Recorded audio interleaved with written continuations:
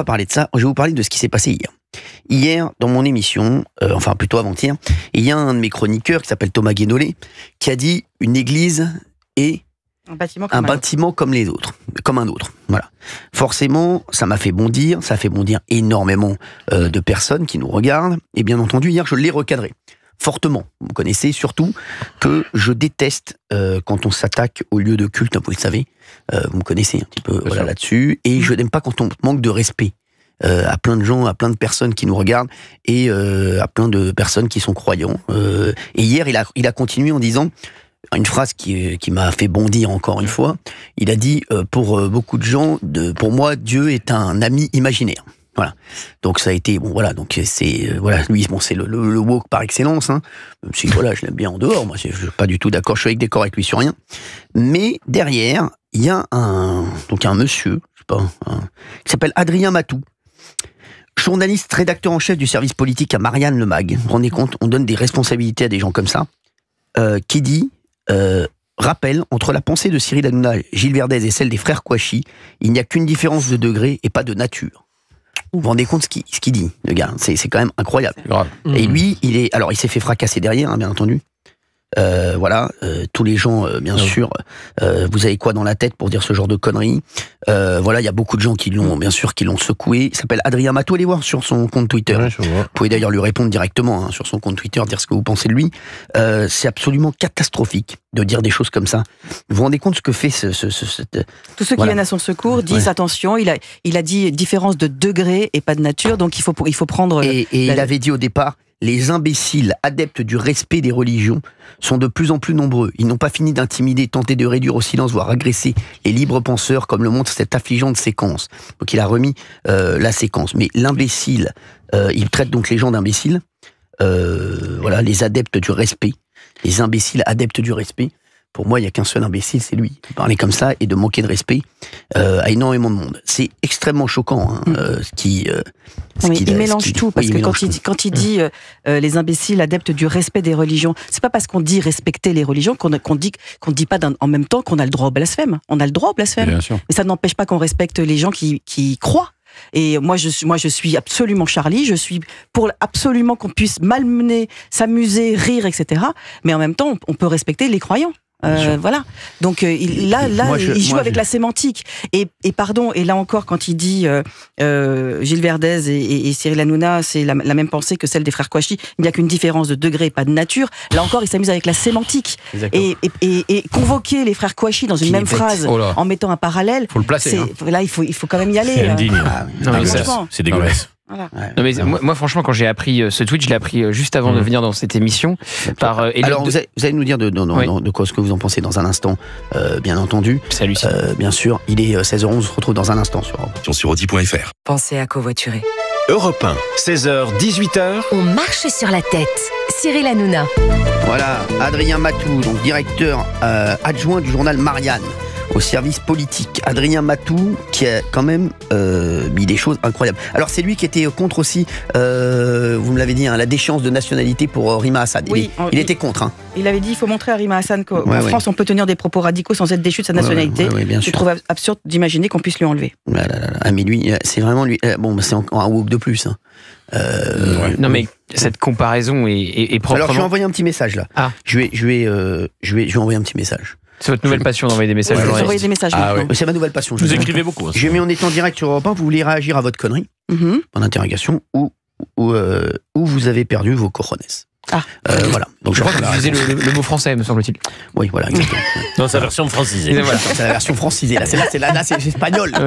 Qui est en moi qui parle. Bien sûr. Bien entendu. C'est votre côté méditerranéen.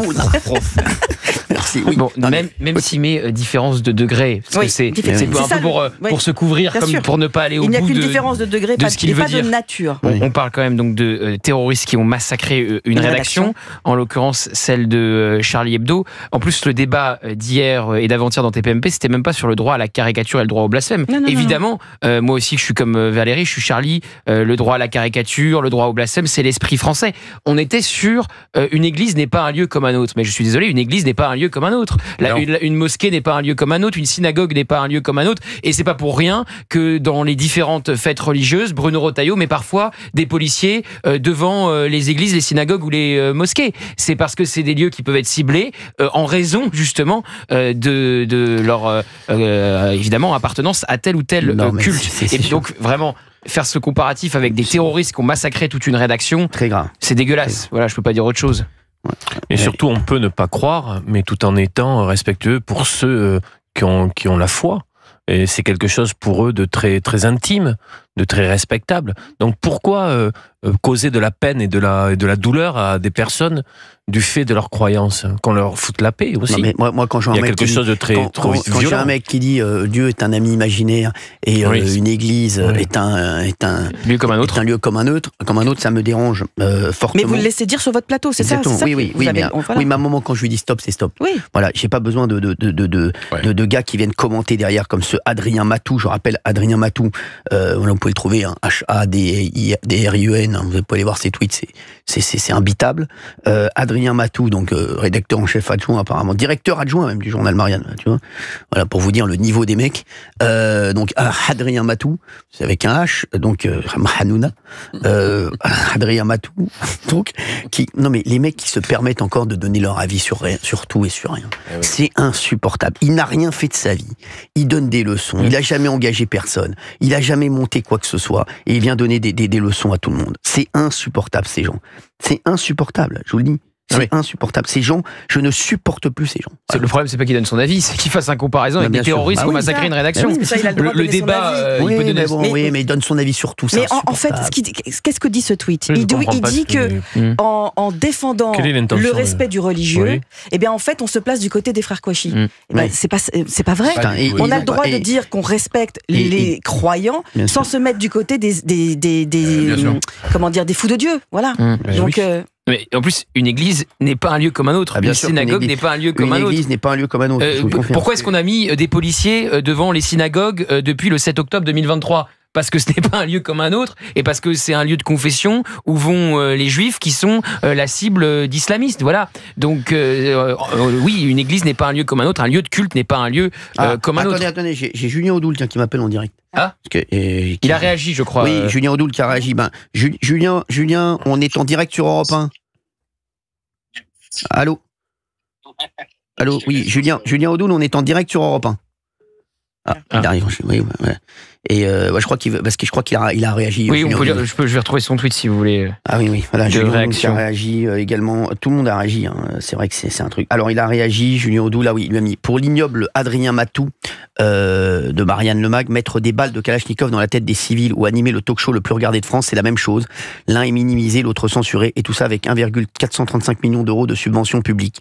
Je trouve que ça c'est bien résumé. Excusez-moi. Très bien résumé ce qu'a dit Julien Audoul. Franchement, mais c'est insupportable. Franchement, c'est grave. Non, mais vous vous rendez compte ce que font les mecs. C'est lui qui avait fait un article sur moi, qui a fait, qui fait plein d'articles sur moi. Je sais pas ce qu'il a. Il à mon avis, bon voilà, comme Marianne, c'est pas non plus la folie. Ça appartient à qui, Marianne d'ailleurs Mais attendez, j'ai pas eu des changements sur la dernière période. C'est pas Kretinsky, je crois.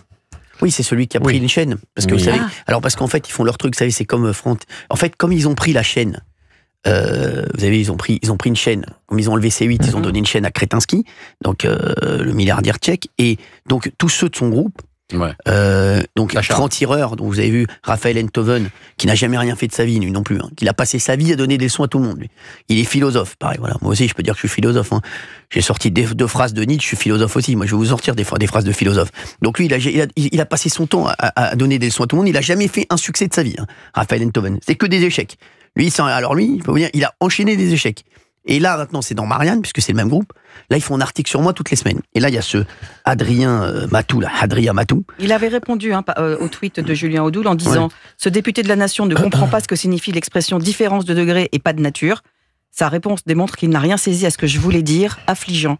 Et il y a un tweetos qui lui répond « Dire de deux choses qu'elles ne diffèrent que par degré et pas par nature est une manière euphémisante de dire qu'elles sont en gros la même chose et que l'une pourrait facilement devenir l'autre. Vous le savez, et c'est pour ça que vous avez utilisé cette expression. » Après comme me dit ma sœur là, qui m'écrit, elle me dit « Qui lit Marianne ?» C'est vrai, qui lit Marianne. Oui. Alors il y a un changement, il y a un changement important à Marianne, puisque Frédéric Tadei va s'en occuper. Oui, j'aime bien Frédéric Tadei. Voilà, il y a un changement notable. Qui vire le reste, là, parce que c'est vrai qu'ils en vendent 2 par jour. Marianne, pour moi, c'est ma cousine de Marseille, c'est pas un journal. Hein. Non, mais je vous le dis, oui. Non mais c'est vrai, les gars, Marianne, c'est pas un journal, ça c'est un torchon. Voilà, donc j'espère que Frédéric, que j'aime beaucoup, Frédéric Tadei, voilà, au moins quelqu'un qui a du talent, qui a fait quelque chose, lui. Il va me mettre dehors tous ces incapables, hein, merci. Hein, voilà, comme ça au moins ce sera réglé. Parce que bon, écoutez, ça c'était pour Adrien Matou.